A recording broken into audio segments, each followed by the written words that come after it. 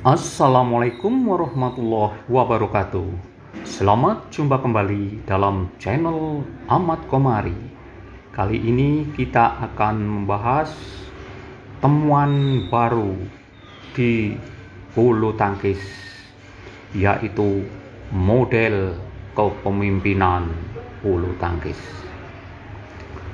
Setelah mempertahankan disertasinya di hadapan para penguji dalam ujian promosi doktor, promovendus mempertahankan disertasinya yang berjudul Kreasi Model Kepemimpinan Bulu Tangkis. Model kepemimpinan bulu tangkis ini terdiri dari 10 kriteria yang kesemuanya diambil dari gerak pemain bulu tangkis di lapangan. Dari pengalaman lapangan itu ada carry over effect, di mana kemampuan gerak di lapangan ketika bertanding hingga menjadi juara dapat dibawa ke ranah kepemimpinan. Jadi, gerak dalam bulu tangkis dapat membentuk pemimpin yang efektif. Adapun 10 kriteria tersebut antara lain: yang pertama, mengenal batas wilayah.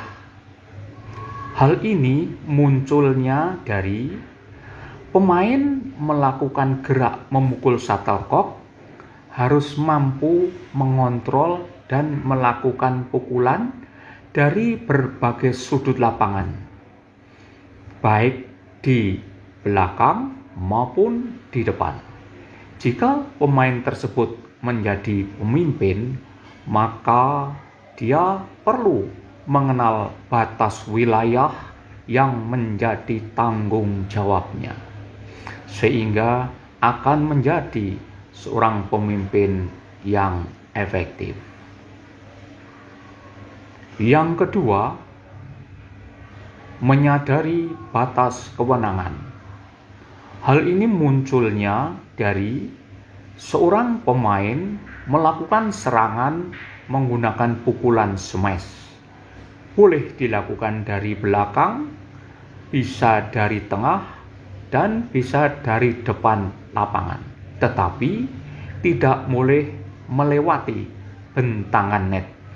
Jadi, pemain mempunyai kewenangan menyerang hanya sampai di depan net. Jika pemain tersebut menjadi pemimpin, tentu ada batas kewenangan yang harus disadarinya, sehingga akan menjadi pemimpin yang efektif. Kriteria ketiga, bekerja sama. Hal ini muncul dari pemain dalam permainan ganda harus kompak, sehati, sepemikiran, sehingga tahu pukulan apa yang akan dilakukan pasangannya. Sebagai contoh, ketika pemain belakang melakukan full smash, maka pemain yang di depan siap menyelesaikan serangan di depan net. Hal ini dilakukan sudah menjadi kesepakatan berdua, sehingga pasangan itu solid dan kompak. Jika pemain tersebut menjadi pemimpin, mesti akan bekerja sama dengan anggota organisasi yang dipimpinnya. Kriteria yang keempat, taat pada aturan. Hal ini munculnya dari ketika pemain berhadapan dengan lawan yang lebih hebat, maka harus membuat aturan memukul shuttlecock ke sasaran posisi lawan yang tidak bisa menyerang.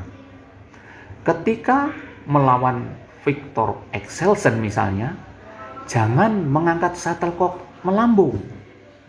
Ketika shuttlecock dilambungkan, pasti serangan lawan akan datang membadai. Jika aturan menurunkan shuttlecock itu dilanggar, otomatis serangan akan datang. dan merepotkan dirinya. Oleh karena itu, pemain harus taat pada aturan, selalu menurunkan shuttlecock, tidak mengangkat seandainya tidak terpaksa. Jika aturan ini dilakukan secara konsisten, tentu akan membuat lawan kesulitan untuk menyerang. Ketika pemain sudah bisa menjalankan aturan secara konsisten, maka ketika menjadi pemimpin, pasti dia akan mentaati aturan organisasi yang dinaunginya. Kriteria yang kelima, menyimpan rahasia. Hal ini munculnya dari pemain ketika melakukan pukulan netting dengan cara daun raket didekatkan pada pita putih atau bibir net supaya menutupi pandangan lawan terhadap gerak yang akan dilakukan ketika memukul di depan net. Sehingga gerak yang tidak bisa dideteksi oleh lawan itu merupakan senjata rahasia. Bisa dilakukan netting lurus, bisa netting silang, bisa disodok ke belakang, sehingga lawan akan kesulitan menebaknya. Kemampuan mendekatkan daun raket ke bibir net ini seperti menyembunyikan senjata ketika dalam memimpin organisasi. Pemain tersebut ketika memimpin tentu akan menjaga rahasia atasan maupun rahasia organisasinya.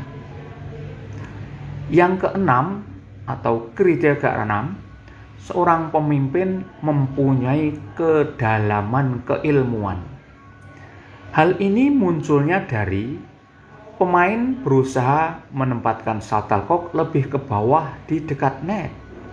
Semakin ke bawah, semakin sulit dikembalikan oleh pihak lawan. Ketika pemain dapat menempatkan shuttlecock lebih ke bawah, pemain tersebut lebih pandai atau lebih cerdas atau mempunyai keilmuan yang mendalam. Di sisi lain, pemain yang dapat mengembalikan shuttlecock dari posisi yang lebih rendah menunjukkan pemain tersebut lebih lihai. Ketika pemain yang lihai ini menjadi pemimpin, tentu pemain tersebut sudah menerapkan kedalaman keilmuan yang dimiliki untuk memberikan solusi terhadap masalah-masalah yang muncul di organisasinya. Kriteria yang ketujuh, keputusan elegan. Hal ini muncul dari pemain melakukan pukulan yang halus dengan tenaga atau kekuatan mendekati nol dengan pukulan netting. Gerakan netting yang dilakukan dengan kekuatan sebesar 5 gram atau seberat shuttlecock, maka shuttlecock akan bergulir di bibir net sehingga lawan susah mengembalikannya. Dengan demikian, rally bisa diakhiri.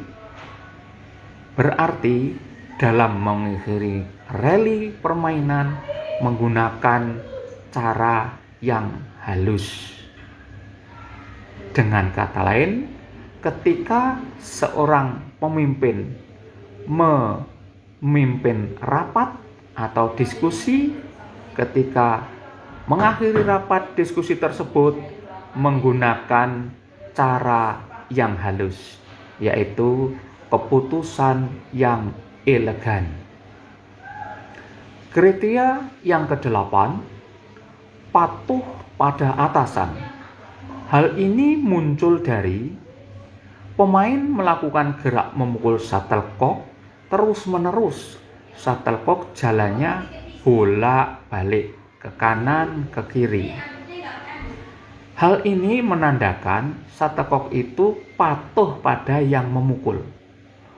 Pengalaman pemain bulu tangkis di lapangan ini akan terbawa ketika menjadi pemimpin, tentu akan mematuhi terhadap perintah atasannya maupun organisasinya. Dengan demikian, pemimpin yang seperti ini akan menjadi pemimpin yang efektif. Kriteria ke-9, bertindak dengan hati. Hal ini muncul dari pemain menggunakan raket untuk mengarahkan jalannya shuttlecock. Semakin pandai seorang pemain mengarahkan shuttlecock, semakin akurat sasaran yang dituju. Dalam menggerakkan raket ini, tidak hanya tangan saja, tetapi harus disertai hati, sehingga pukulan yang dilakukan terasa nyaman, tidak ada ganjalan.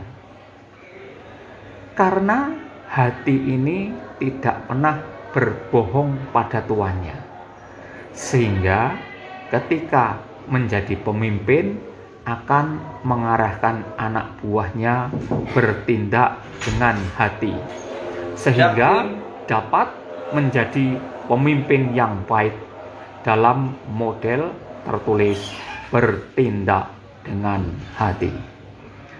Kriteria yang ke-10, bijaksana.